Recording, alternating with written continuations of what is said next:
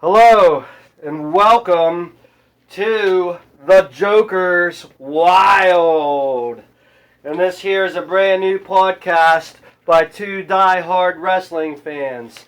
This is Michael T. and I'm here with the Evil Genius. Say hello. What's going on, wrestling fans? How are you doing tonight? Yeah, we're here to talk about a wide variety of topics.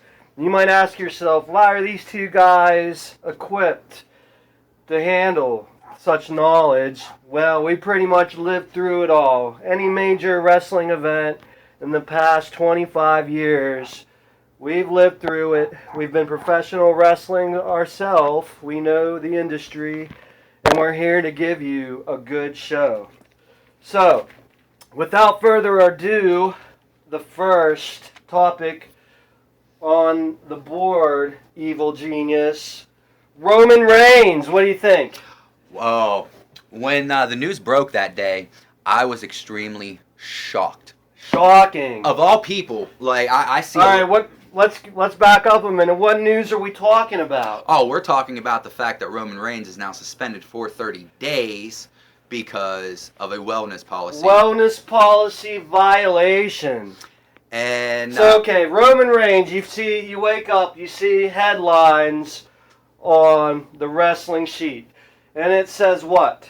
Oh, exactly. It says that Roman Reigns had failed the wellness policy and that he is indefinitely suspended for 30 days starting that day. So you're seeing that, and what's your first thoughts? My first thoughts when I saw that was, there's no possible way that Roman Reigns failed this. Of all people, just not Roman Reigns. He just didn't seem like company man you would see looking exactly. The face of the WWE, the guy. Most of the veterans, they praise him. They're not huge fan. I mean, you're limited to going so far, but they give you the world title and they count on you to represent the company. For 2 years, he has been pushed. Some say down our throats, some say through the roof, but either way, he has been pushed on us as being that next guy, that big guy. And then all of a sudden, he's the one that fails the wellness policy. How can he betray the WWE by doing this? Well, from what I have gathered, the information that I have seen, he's depressed. Depression. Extremely depressed at the simple fact that the fans all boo him. They chant, "You can't wrestle." They sit there and say, he's not the guy, we'll never accept him, and it, believe it or not, really gets to him. So what we're talking about is on his Facebook page under his real name. If you go back and scroll down a bit, you'll see that what the fans say and do during his matches and what we think about him as a whole, it really hurts his feelings. It does. You can go back even before WrestleMania, and every time somebody would say something, there's so many posts and stuff that he has shared where he's sitting there talking about how he cannot understand why people do not like him.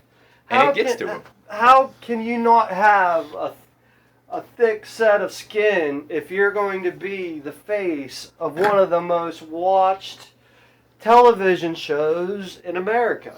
John Cena comes out night in and night out when he's actually, performing and stuff, and he gets booed through the roof. Now, there are fans, a lot of ladies, a lot of little kids, even some grown men and stuff that like John Cena, but he gets a lot of boos depending on the area he is, and he brushes it off. Well, meeting John Cena personally at a bar, I would say the man has tough skin, though. He does. He, just like you said, in the wrestling world, his outside persona, too. If you meet him, he's out drinking in a bar, having a good time. What does Roman Reigns do after he's done in a match? From what I've seen, Roman spends a lot of time with his family.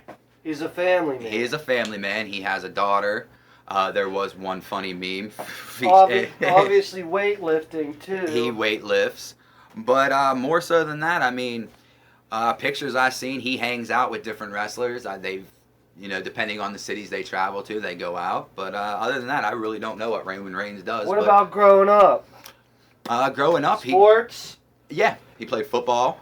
Football. Growing up, he was always into wrestling because that's his family. I mean, they're the You famous just Samoans. think the way he was raised, the heritage that he has, something like this wouldn't affect him so much that drove it. What we're saying is all of this has driven him to take drugs. To take drugs. So he's taking drugs that are not legal, not over the counter, and he has failed a test. He refused to take it, right? He refused. According to them, they randomly selected him. They approached him to take the test. He refused and admitted to what he has done, and then gave the reason, the excuse, whatever, as he is facing a lot of depression and he is worn out. Well, depression really isn't something to take light of. I know a lot of people that suffer from it. It's a bad disease. But at the same time, you cannot lead a brand such as the WWE as world champion, having the world on your shoulders, if you're going to not be able to take criticism. Well, one thing that has came out, and he probably have known about for a little while, is the fact that the B shows run by Dean Ambrose have been outselling the A shows run by him.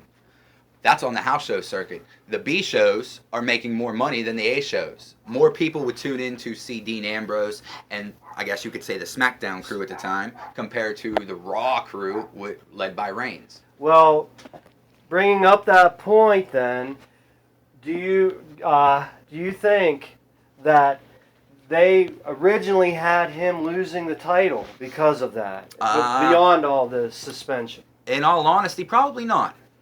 But if Brand B's outselling Brand A...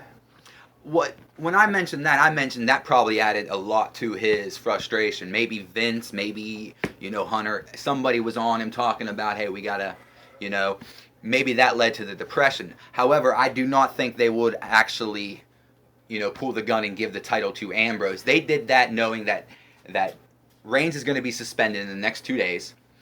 It would add a shock to everything. Do you think that they knew that, though? Yes, I believe they knew the results of this test prior to Sunday's pay-per-view. Well, if that's the case, I know a lot of other talent is going to be extremely upset because that means the rules get bended for a guy like Roman Reigns.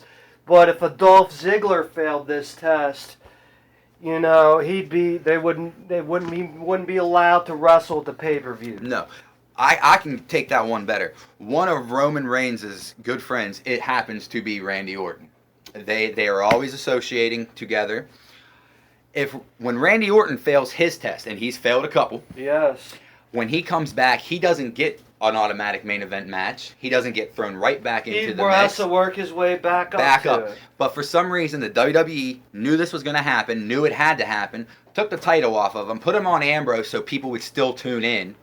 It adds a little shock to it. And then in 30 days, he gets to get thrown right back into the main event. So do you think they're going to keep up with the storyline then and not change it? I think with the brand extension the storyline we're referring to, by the way, is the triple threat match. What pay-per-view is it happening on? Battleground. Battleground with former Shield members, triple threat. Big question mark on Roman Reigns, though. The big question mark is, I still believe he will participate in this. I don't know how they're going to write him out. For the past 2 episodes of WWE programming, they haven't had to mention it because it's still new. He doesn't have to show up yet. Eventually, people are going to be like... So they bought themselves a little bit of time as to how they're going to deal with this. I think if they go ahead and keep him in the match, it's going to make mad a lot of the younger talent. Exactly. Because they're not going to be able to keep their program if they fail a wellness policy test. They'll have to start right back over. How many people have failed and had to start over? I mean, way back from even scratch. So the right thing, I think, for WWE to do is drop him from the match. What do you think of that? I believe so, for at least right now. Figure out a way to write him out.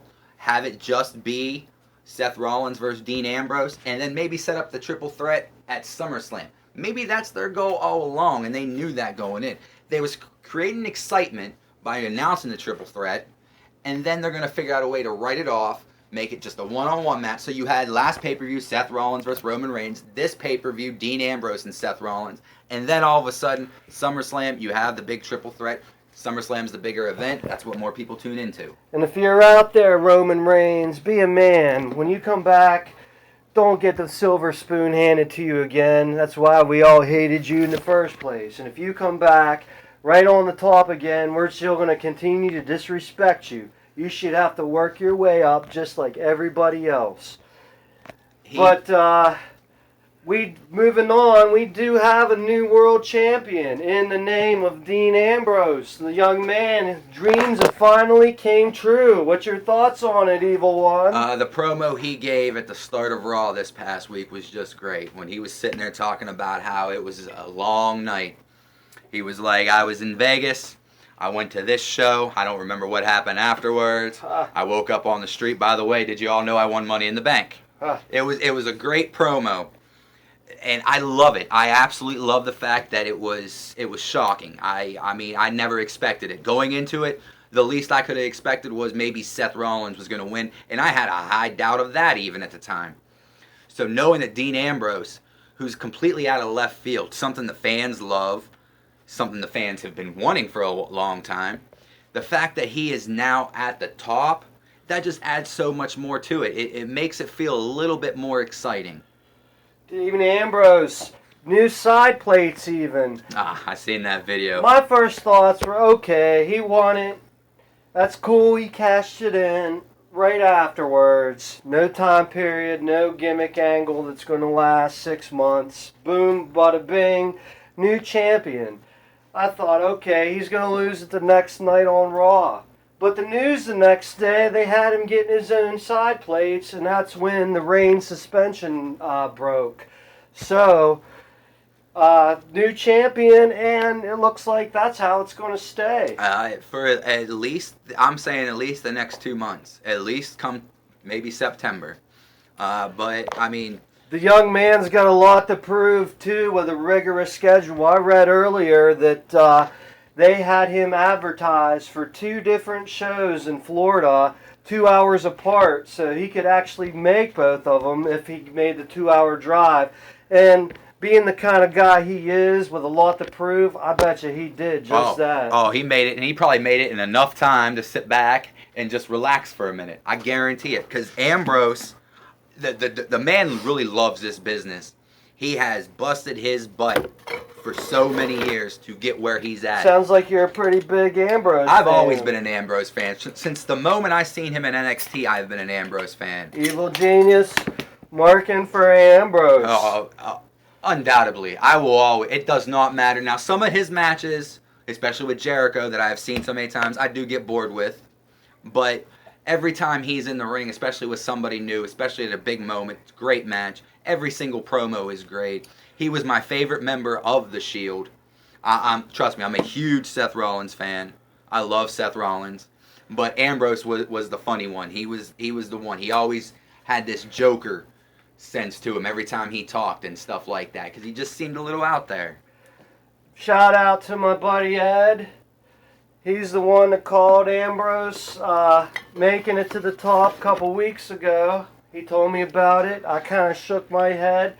Well, Ed, you surprised me. You was right, Bob. He called that one. But segueing on down the line here, I want to talk about the major shakeup in WWE besides all this suspension crap, the brand split. What do you think about that, Evil Genius? I'm extremely worried. Extremely worried. They went through this once.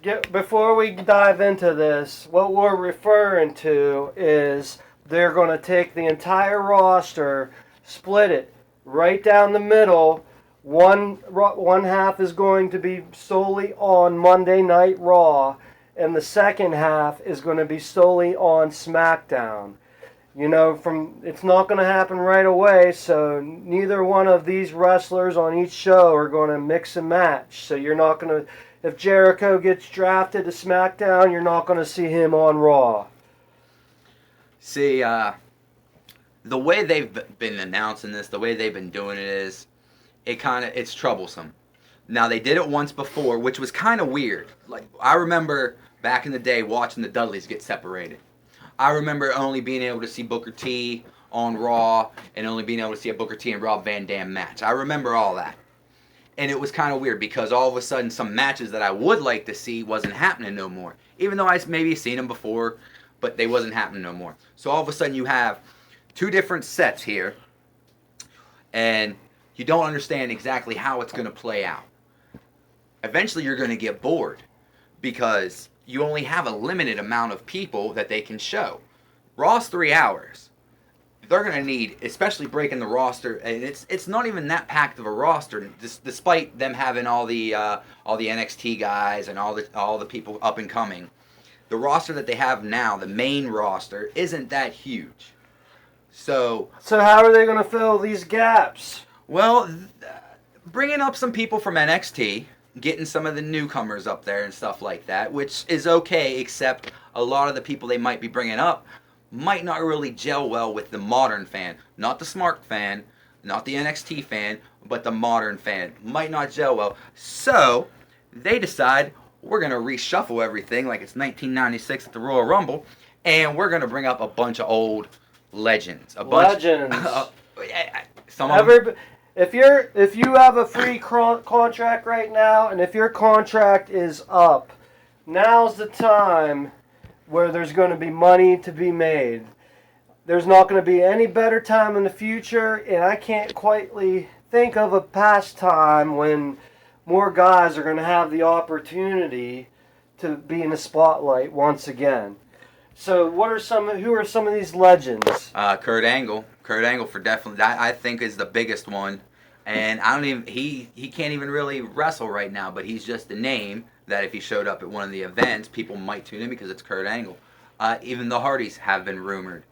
Once their contract's up, I read Matt Hardy's contract's going to be up in a few months. Mm-hmm. And then Jeff's might be a little bit longer because he broke his leg a while back. And he has to extend it for the but time he missed. Both Hardys have said, ending our careers, WWE. Jeff, in fact, had plans to go after the world title, I think. He says, I'd like to headline WrestleMania one more time before it's all over. Or I don't know if it's one more time. I think he wants to headline WrestleMania. It's the only thing he hasn't done, but I don't want to get into the Hardys. We got Hardys, we got Angle, who else? We got MVP. They even reached out to MVP. MVP. He was in TNA for a while. Has he been doing anything as of late? No. I'm pretty sure his TNA contract expired. They didn't renew him. He is not part of that show at all. So he's just a free agent out there, just a name from the past. Who else? Rey Mysterio. Yep.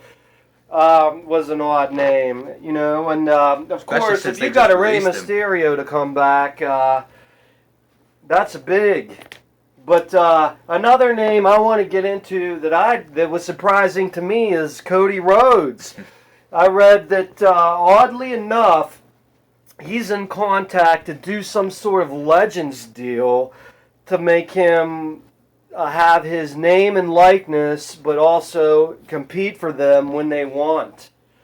I mean, I personally don't think that Cody is a legend. I mean, he has a lot to prove. I mean, what do you think about that? Cody Rhodes is not a legend. Not in the least bit. So why should this guy who wants to quit being... He was unhappy. Cody Rhodes, what we're talking about, he was unhappy about a month and a half ago, so he up and quit the WWE. If he is brother to Goldust, a.k.a. Dustin Reynolds, and son to the legendary Dusty Rhodes. They were making him be a character named Stardust, a.k.a. likeness of his brother's Goldust gimmick, and he was about fed up with it. He said, that's not me, that's not my legacy. My father just passed away, I want to live up to the legacy of my father, even if it means leaving so I can become who I want to be again. I respect the man for it, but he did it at the absolute worst time with his brand split coming up. He probably could have got his way. He could have at least been a upper mid card. The problem I have with that is, now Cody Rhodes comes from a family of, I mean, it's a legacy there. I mean, you still got Goldust still competing, still getting on cards, still doing all that. And yeah, I think Heath looks at Stardust as a slap in the face. Now, at first when they announced it to him, he probably was all for it. He's like, oh, we're going to have Goldust, we're going to have Stardust. He thought it was only going to be temporary. like temporary thing. And then all of a sudden they're throwing him in matches with the Ascension, and he's doing all that, and all of a sudden it's like, oh man, this is who I'm going to be known. Yeah. Just the way his brother is. I think he realized it when he got stuck with the Green Arrow dude during that big match. He's like, oh man, this is going to be who I am. Mm-hmm. And it's just he's being typecast in a way, and he doesn't want that, especially since his father passed away. He's always been a hell of a performer. You know, but he's no legend. Getting back to the topic, he's left. If anything, this kid should ask for his job back and be like, I was wrong. I mean, just to get the job back and then go in and they're going to need guys. It's all hands on deck right now. But see, the good thing is, though, it looks like Cody cares more about the Rhodes legacy, and he's not. There's nowhere to make it, though. There isn't. He's obviously caring more about making his father proud with the name than about money, which is kind of. I mean, I'm sorry. You get in this business to make money. It's a love of it. It's just like anything, like loving acting or loving writing or anything. You get into it because you love it. But it's all about making the money. The fact that Cody Rhodes is doing this actually cost him in the long run. I say just be Stardust. It doesn't matter if you're wrestling on Main Event or if you're wrestling on Superstars. You're still part of the WWE product. You are still the biggest wrestlers in the world. There's so many people out there that would love for that spot. And if you're out there listening, Cody Rhodes, my advice to you is you should have got in better with the head writers. Yep. Instead, what'd you do? You talk shit on them when you left, part of my language. But he did. That was one of the first things he did. And that's not a good bridge to burn. So, Cody Rhodes, make friends with writers. Segueing on down the line. What do we got? Brock Lesnar fight coming up. Brock Lesnar being rigorously tested by UFC. It wasn't just a one-time thing. That's his job right now, to be drug tested. He's been drug tested pretty much at least twice, 3 times a week leading up to the fight. They want to make sure he's absolutely legal, so there will be no backlash from anyone after the fight is over. Mainly backlash from Mark Hunt camp. Mm-hmm. So Mark Hunt gets ready to face the Beast. Mark Hunt, though, they call him the Super Samoan. He doesn't have the best record, but it's by far not the worst. And he's not the number one contender, but if you beat a Mark Hunt, you might have one more fight, and then maybe you are the number one contender if you're Brock Lesnar. So what I'm getting at, Evil Genius, is this a one-off thing, or is Brock going to try to fulfill his legacy and become UFC heavyweight champion once more? I believe Brock Lesnar will be UFC champion once more, at least once more. That's the great thing about the UFC schedule, is he'll have this fight and then he'll have months of a break. It seems like Brock, he trains all the time, so his breaks are training, but he doesn't have to worry about a fight. So he has this fight, and obviously Mark Hunt, I'm sorry, with as much testing as he wants, with as much stuff as he says, you can tell the man is scared. I believe the UFC even knows going in that Brock Lesnar. If you're not scared, you wouldn't be. The first thing you say is he isn't getting tested and steroids. Exactly. Mark Hunt was the unfortunate short end of the stick. Everybody drew straws. Mark Hunt, you got the shortest. You got to face Brock Lesnar, and now you're worried. Yep. You're not worried you're going to lose. You're worried you're going to get annihilated. He's going to get hurt.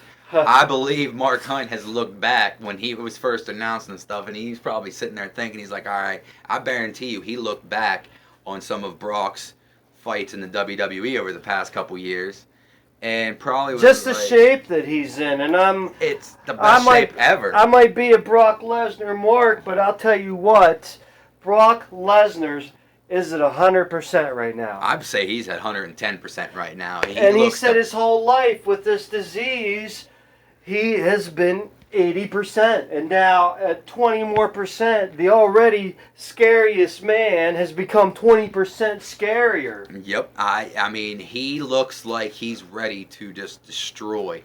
And destroy, I think he will. And if WWE wills it, I think he could be, for the unprecedented only time ever, UFC champion and WWE champion at the same time. How much money would that draw? That would draw so much money. That would make everybody tune into everything. Would that make you the greatest ever? I would say in that art better form, than yes. Hogan, The Rock, Austin? Yes. And what's crazy is a simple fact that since Brock came out, he's always seemed like he was Vince's baby. Like, that's what he wanted. That ruthless aggression, which was Brock Lesnar. And I'm thinking Vince now finally has the opportunity to be like, this is who my champion is. This is my fighter. And he's already taken over UFC. He's taken over the WWE. Now he'll take over both at the same time. So in other words, Vince McMahon gets to rule the world. With The Rock, he's taken over the acting industry, and now he's going to take over the fighting industry with Brock Lesnar. What next? He's going to get his own hockey team and all that? It's not even that. It's just, if you're Vince McMahon, you have to be proud that your talent, the people that you helped and stuff, how great they are doing. You feel like you're doing something right.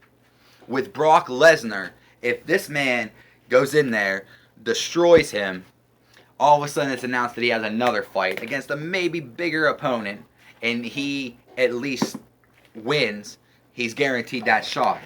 And then at any point in time, after Brock Lesnar wins that UFC championship, he don't have to defend it for a while. Vince can sit there and say, you know what, Brock deserves this title match. Brock wins that title, and he is both champions. And that's never been done ever. Vince recognizes when there's money to be made. He will make that money. I think if he wins his first match, and somehow there's a second match, and he continues to win, I think Vince will see that he really doesn't have anything to fear. I think he's worried about Brock getting hurt, maybe. But once he sees that Brock isn't going to get hurt, and he keeps winning, I think maybe the sky is the limit. Exactly. And see, here's the thing, though. If Vince was scared of Brock getting hurt, I don't think Vince would sign off on it. I wouldn't say he'd be like, all right, I'm willing to risk this, even though Brock is a part-timer. But with SummerSlam coming up, it seems like an event Brock Lesnar would compete at. Well, they're so close together, just months apart. He has to know that Brock knows what he is doing right now. Now, in a couple months, I think he hopes Brock knows what he's doing. I think Brock held him up at WrestleMania. I believe that's for a good this point. Contract extension, where Vince didn't have any other choice but to put it in. So maybe perhaps I think what we're seeing is the product of that. Maybe perhaps Brock, at that contract signing, remember he was on ESPN when he announced, I'm signing with the WWE. There was some debate going on. Maybe perhaps one of his stipulations is, hey, I want to fight a couple fights in the UFC again. And Vince had no other option. He's not going to lose Brock Lesnar again. I'm sure Brock every time has tried to put this in the contract. And then maybe with the help of Paul Heyman thought up this new one. Hey, we'll just hold him up at WrestleMania. Not to mention, at the time, champion, but also, like, what he's doing, he defeated The Undertaker. He has been built up so much during his first contract. He had him by the balls. He literally was like, "Hey man, I'm the one that made me make this." Yeah, Undertaker's probably sitting back thinking, "You better beat this ass at UFC, otherwise all these Rudy Poos are gonna think they can beat the Undertaker." Right. But segueing on down the line, we wish you the best of luck, Brock. But we want to talk about another fighter who had his fight announced today. And I'm talking about CM Punk. What do you think about that, Evil Genius? CM Punk is the best in the world. He is the best in the world at everything he does. So you're trying to say he's the best UFC fighter right now? He has not proven that to me. But he has always been the best wrestler, the best talker. He just has always had it. And it seems like everything he strived for, he's always tried to become the best. Or at least do good enough to be recognized as perhaps under the facade of one of the best. As a UFC fighter, I am not sure. Now, there before he left the WWE, he was training. You could see the way his I guess arsenal in the WWE changed from a lot more holds and kicks and punches compared to what he was doing at the start. However, I am very nervous because CM Punk for his age, CM Punk for who he was, I just don't see him as a mixed martial artist. He just I don't know what it is. He's not a Brock Lesnar. He can't go from wrestling. He can't go from wrestling and then all of a sudden go to MMA. It's not working. He's for me. training hard. Training He's back hard. there training hard. But obviously, from what I see, WWE fans hate him. All of them want to see him fail, and he took a minute today and he addressed him. It looks like it's not phasing him one bit. His response is, say what you want about me, and if I lose, you can all talk about it on Twitter the next day. But if I win, good for me. I'm not listening to you. I'm listening to my trainers and my wife, and I want to do something, and I never tried before. So can you hate a guy for that? Nope. I'm all for him. I'm rooting for him. I hope he wins. If he doesn't win, I hope he comes back to wrestling. That's all. Personally, I hope he gets his ass handed to him. He probably will. He comes back to wrestling only to fight Triple H at WrestleMania, who he didn't want to fight in the first place, and then Triple H Which was dumb. kills him and then fires him the next day. Right.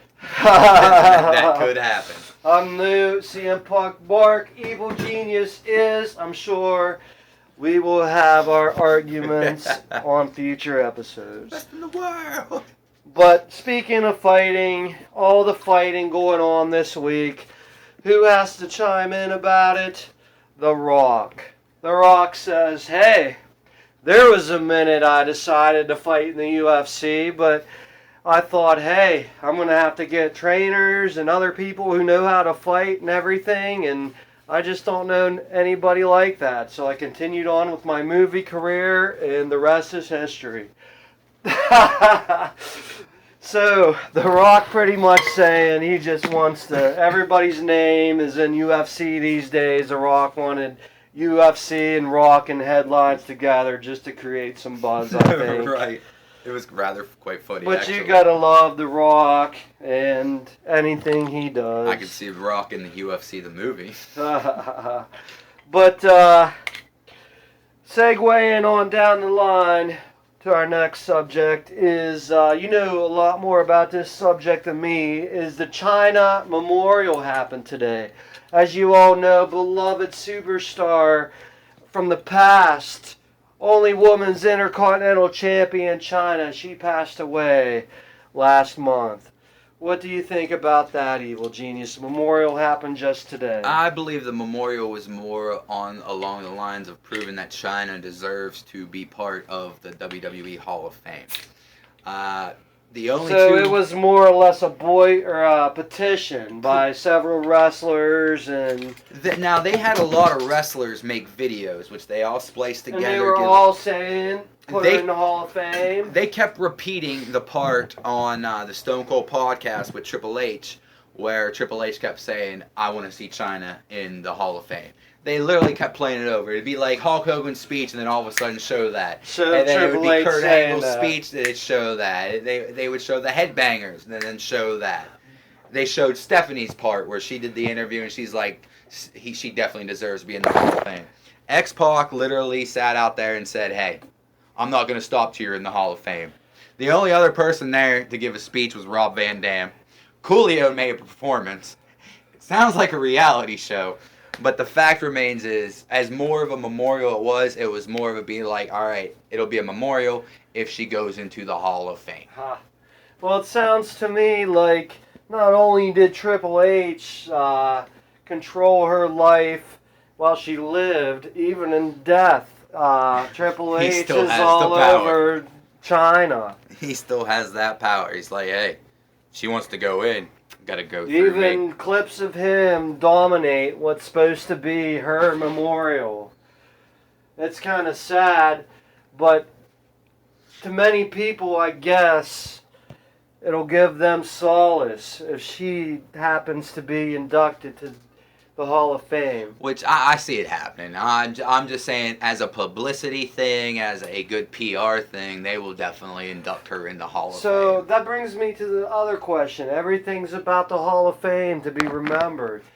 Does that mean that you're nothing if you're not in the Hall of Fame? I believe it kind of does and kind of doesn't. It depends on where you are in life. You see a lot of younger people that have just recently retired, like Edge. You have Shawn Michaels. You have all these people that are Hall of Famers. You have a lot of old timers that aren't Hall of Famers. A lot of people that broke their backs, that have busted their bodies for this business because they love this business, that aren't in the Hall of Fame. I think it is the end-all, be-all, because all of a sudden you get recognized as something a little bit more. It's also a club of individuals. It is it's a huge club. An elite club. If you have a Hall of Fame ring, you are a member of the elite. And most likely your legacy will live for many more generations to come. Exactly. But segueing on down the line, we've got our next topic, the Cruiserweight title tournament, sponsored by the WWE. Now, they're recruiting all of these cruiserweights from past generations and newer generations and all around the world. Half the people, I don't even know who they are. There's some like Cedric Alexander and stuff that I've seen. And there's a lot of people I don't even know what their names are. What about the Japanese buzzsaw, Tajiri? He won the first round right now so far. And I mean, Tajiri, how does Tajiri look these days? I have not got to see it yet. I've only read different people talking about he had a hell of a match. It was a great match. He looked good, but I haven't got to see him in a long time. Yeah, Tajiri was one of the big names that I liked seeing in that tournament. I would have liked to see Ricochet and Ospreay in that match. Yeah, that tournament. Especially Ricochet. Now I've been trying to keep up. A lot of people got hurt. So another interesting name brought up during this Cruiserweight Classic is Daniel Bryan going to be a commentator. Evil Genius, can Daniel Bryan be satisfied just sitting back, calling the action as a commentator? No. After the interview I just read earlier today of Daniel Bryan talking about how he actually has dreams and wakes up kind of having almost nightmares, wishing he was still wrestling, no. I think it's kind of, he's still part of it, but at the same time, I think he actually is kind of missing it to the point where it's kind of like an addiction that it's going to hurt him in the long run. So Daniel Bryan doing what you think he should not be doing by being a commentator. You think he should just separate himself completely? Not even that. I think he needs to get into the ring, but on a different standards. Maybe training, maybe showing people stuff. He doesn't want to. I don't see him as being the type of person. I mean, he'll do whatever, but I don't see him being the type of person that's satisfied just sitting there talking about it or managing it or just sitting outside ringside watching it. He needs to be in there and he needs to be bumping, and it'll help him. I think as a trainer, it would work out so much better for Daniel Bryan. Well, my personal opinion is I always thought WWE are the ones that really made him retire They are. and say the things that he said, like he's glad and whatnot. But I always thought he was going to kind of let his contract get up and then go somewhere else. I could definitely see that. TNA maybe. I would see him above everything else prior to that, perhaps even going back to Ring of Honor. He seems like the type of person that just enjoys wrestling to the point that it's not really even about the money, but the simple fact going back where what's home. Ring of Honor. Ring of Honor is home to these guys, to Cesaro, to Alberto Del Rio. I mean, that's where they made their niche. That's them. All right. Well, segueing on down the line, this show is the Joker's Wild after all, and at the end of every episode, we're going to like to do something called the Wild Card. And today's Wild Card is a word association game between the Evil Genius and myself, Michael T. So without further ado, let's start this word association. Me and the Evil Genius are going to alternate. So the first one goes to Evil Genius, and it's none other than the leader of the Roman Empire, Roman Reigns. He's not a good guy. He's not a bad guy. He just happens to know a guy. And then the brand split. The brand split. Turmoil. Angle. Kind of, I believe, a liar. I'm going to say the China Memorial. Triple H. CM Punk. Best in the world, no matter what.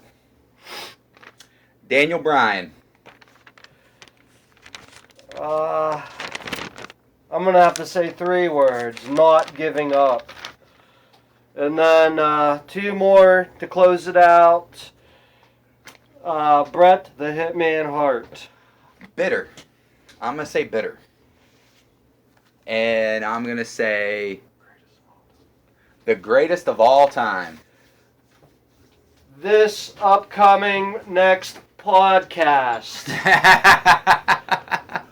So, I hope you enjoyed the first round of the Joker's Wild. We truly are wrestling fans at heart, and there's a lot of kinks and bugs we got to work out yet during this show. We're just trying to get it up and started. We got a lot of opinions. We want to hopefully get guests on here. We're crossing our fingers. Some of them might even be older legends.